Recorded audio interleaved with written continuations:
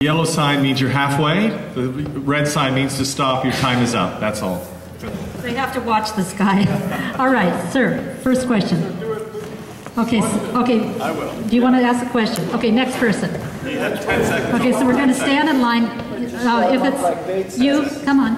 Calm down. All right. I'd like to ask I'm a South Berkeley resident here. I'd like to ask the mayor candidates.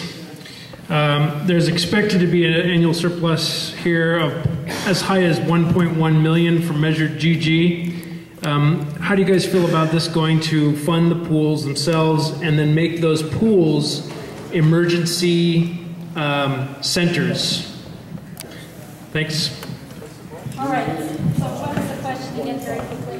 How do you feel about that surplus of 1.1 possibly $1 million going towards the pools rather than the current proposal, and then those pools actually becoming community centers? So more emergency centers, more pools, and then more access to emergency centers.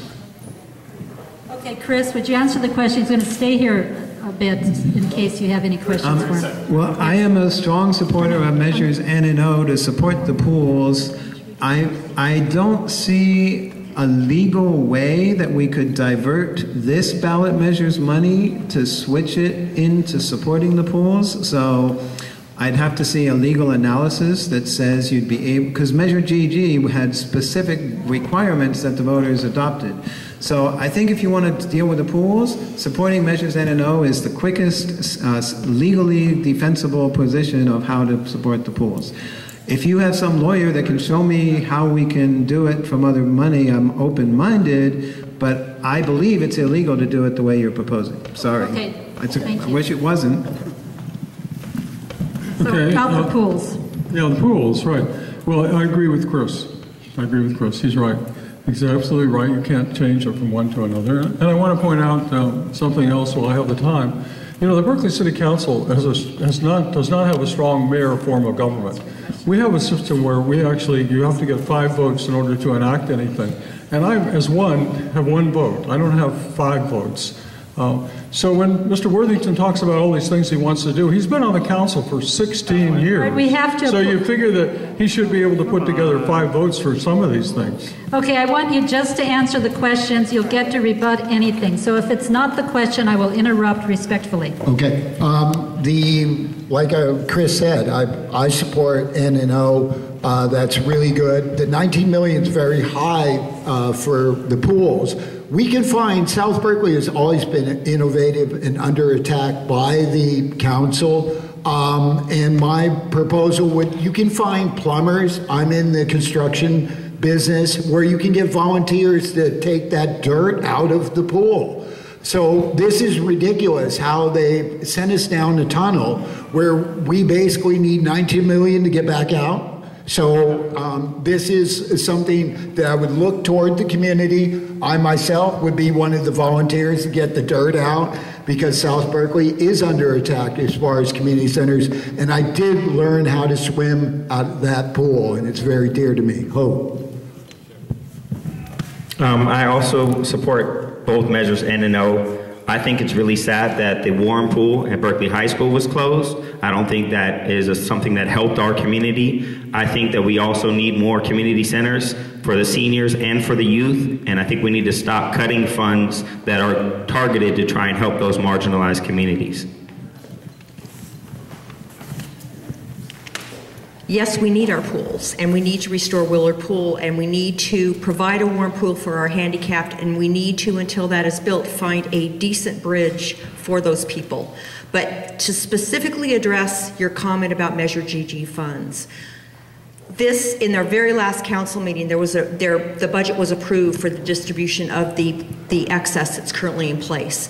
A huge amount of that money went to firefighter overtime.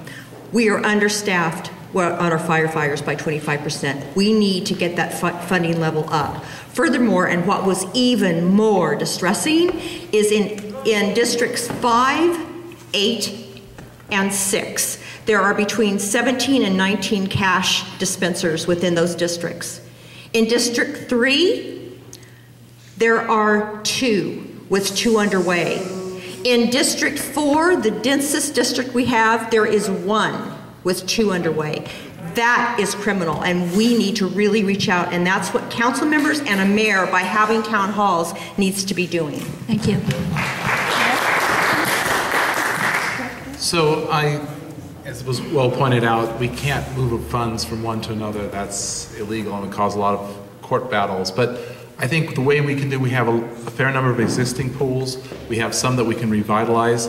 And I'm all for getting more community support, not just money, but I think the idea about digging out the pool, having a community, you know, maybe even having volunteer lifeguards to offset some of the costs, or things that we can do to get the community more involved, because we're the ones that benefit from it. And there's a lot of people where they really need those pools. And one way to offset the cost that we don't have the money for is to get more volunteerism and get more community activity, not just from the monetary point, but from the community itself. Okay, you'll be answering the first question. Please be brief, because we did hear from you about the same subject. I'll be very brief.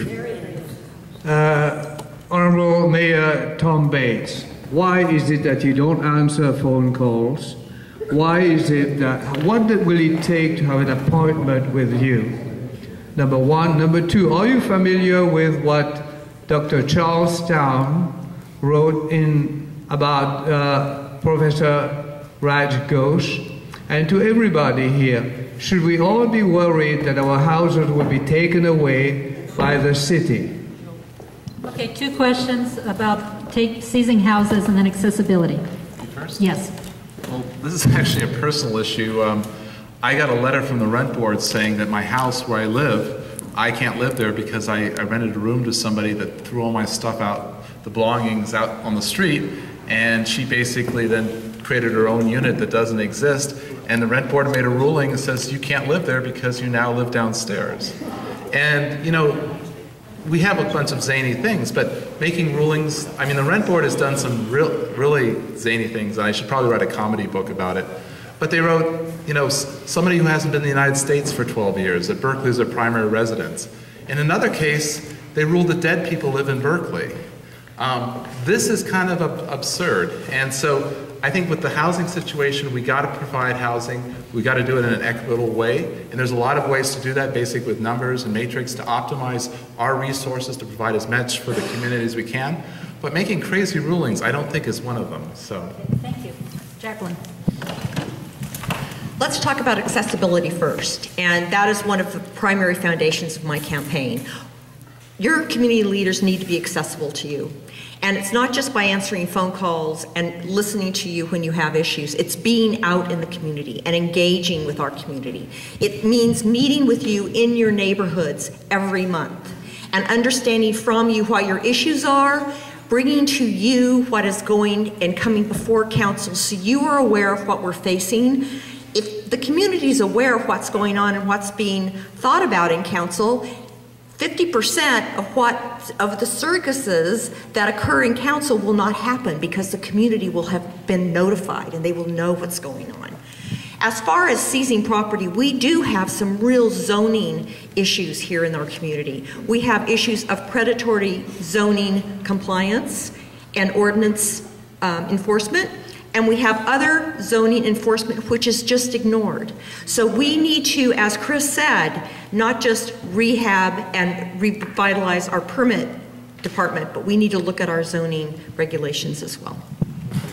Hold your applause, hold your applause. That'll save some time. As a homeowner here in South Berkeley, it's a travesty to hear that people's homes are being taken away. We know that there's predatory loaning that's been happening. We know that gentrification, that families who have lived here for centuries, for decades, are no longer able to live here anymore. We know that affordable housing is something that has not been happening in our city as there continues to be more and more developments. So we really need to make sure that our government supports the working class people and the families and make sure that we have a diversity in our city and we don't push out families that are working class or that are looking for work, but that we provide for them.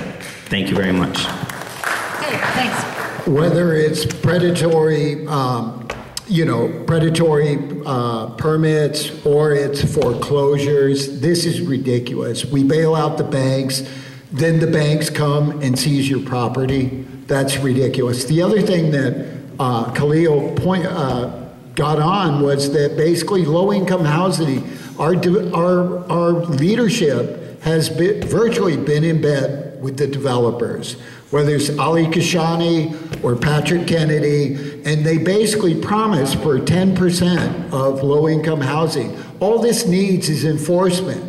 Go back to these contracts and basically say 10% of this building has to have affordable housing. So it's basically just going back to the old contracts and enforcing it. Thank you very much. So, sir, I don't know what about the phone call. I mean, I do take phone calls, and I do go out in the community. I do listen to people. I walk to work every day. I don't get paid. The mayor gets a salary. I don't get that salary. So I actually have another staff person who helps me being able to do outreach because we want to be more in the community and more out there.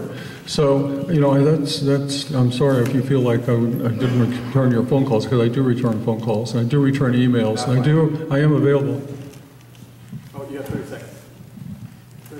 30 seconds if you want. Okay, Chris, thank you.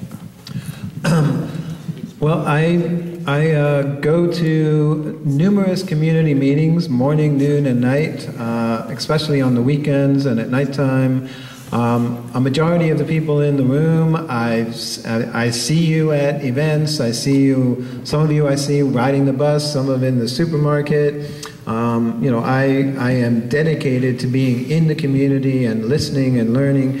I actually get less work coming in phone calls and emails than when I go to community events and people come up to me and say, why does the city fix this? So that actually generates a majority of the work that I do and a majority of the council items I do. So being accessible is part of my whole life and my belief. In terms of the problems with the treatment of problem properties, I think the city has, this neighborhood, if any neighborhood in the city, knows how dysfunctional the city is in not addressing problem properties. And I hope somebody asks another question about that.